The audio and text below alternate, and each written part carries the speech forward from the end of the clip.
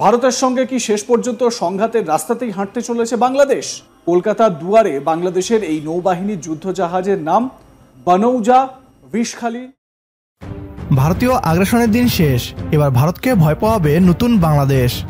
ছাত্র জনতার নতুন বাংলাদেশকে ভারত যুদ্ধের উস্কানি দিয়ে এখন নিজেরাই বিপাকে পড়ে গিয়েছে।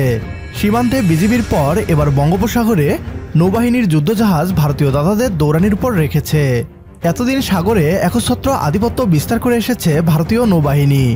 বঙ্গোপসাগরে ভারতের রাজত্ব ভাঙতে এবার কলকাতার নাকের ডগায় বাংলাদেশের তৈরি নতুন যুদ্ধজাহাজ বানৌজা বিষখালীকে পাঠিয়েছে বাংলাদেশ।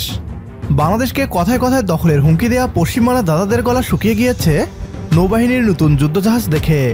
কি পরিমাণ সাহস থাকলে কলকাতার কাছাকাছি বাংলাদেশ নতুন যুদ্ধজাহাজকে মোতায়েন করতে পারে, তা নিয়েই আলোচনা করছে কলকাতার মিডিয়া।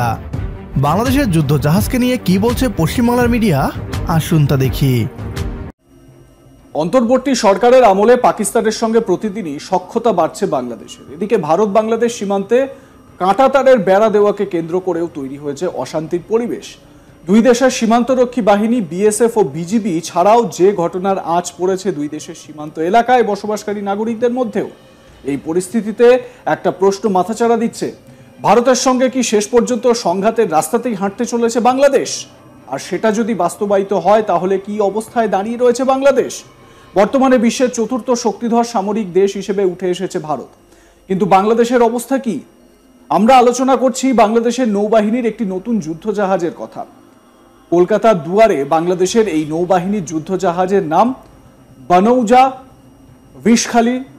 সম্পূর্ণ বাংলাদেশি প্রযুক্তিতে তৈরি এই বানৌজা বিষখালী যুদ্ধজাহাজটি কিন্তু নৌবাহিনীর সক্ষমতার আরও একটি মাইল ফলক। প্রসঙ্গত, বানৌজা বিষখালী জাহাজটি 1978 সালে নৌবাহিনীতে কমিশনিং এর পর থেকে সকল অপারেশনাল কর্মকাণ্ডে সফলভাবে অংশগ্রহণ করেছে। দীর্ঘ 36 বছর দেশের জলসীমা সুরক্ষায় নিয়োজিত থাকার পর জাহাজটি 2014 সালে বাংলাদেশ নৌবাহিনীতে ডিকমিশন করা হয়। পরবর্তীকালে খুলনা শিপইয়ার্ডে 2019 সালের 2রা ডিসেম্বর নতুন করে জাহাজটি নির্মাণের লক্ষ্যে কিল লেইং করা হয়। 41তম টহল নৈপুণ্য স্কোয়াড্রনের 5ম জাহাজ বানৌজা বিষখালী নির্মাণ শেষে 2024-এর 22শে নভেম্বর নৌবাহিনীর হাতে তুলে দেওয়া হয়। এবার আসা যাক এই নতুন যুদ্ধজাহাজের কিছু বিশেষত্বে। জাহাজটি দৈর্ঘ্য 51.6 মিটার এবং প্রস্থ 7.5 মিটার। জাহাজটি ঘন্টায় সর্বোচ্চ 21 নটিক্যাল মাইল বেগে চলতে সক্ষম।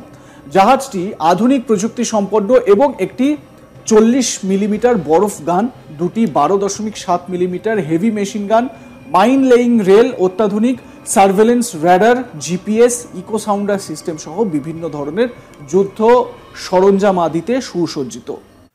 ছাত্র জনতার গণ অভ্যুত্থানের মাধ্যমে বাংলাদেশের মাটিকে আমরা ভারতীয় আগ্রাসন মুক্ত করেছি।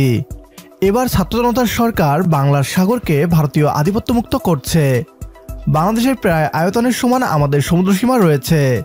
এতদিন বাংলাদেশের এই সকল সম্পদ লুটেপুটে খেয়েছে ভারত এবং মিয়ানমার। ছাত্র জনতার নতুন বাংলাদেশ ভারতকে সেই সুযোগ আর দিচ্ছে না। নৌশক্তিতে আমরাও যে পিছিয়ে নেই তার একটা ছোট্ট টিজার এই বানৌজা বিষখালী যুদ্ধজাহাজ। কলকাতার খুব কাছাকাছি বাংলাদেশের এই যুদ্ধজাহাজকে মোতায়েন করেছে বাংলাদেশ। এতে কলকাতার দাদাদের গলা শুকিয়ে গিয়েছে। অথচ কয়েকদিন আগেও দাদারা হুমকি দিয়েছিল 2টি রাফায়েল যুদ্ধবিমান পাঠিয়ে নাকি কয়েকদিনে বাংলাদেশকে দখল করে নিবে। এখন যখন বানৌজা বিষখালীর চোখ কলকাতামুখী, তখন ভারতীয়দের চোখে মুখে আতঙ্কের ছাপ। আজকের ভিডিও এ পর্যন্তই। পরবর্তী ভিডিও দেখার আমন্ত্রণ জানিয়ে বিদায় নিচ্ছি আজ। আল্লাহ হাফেজ।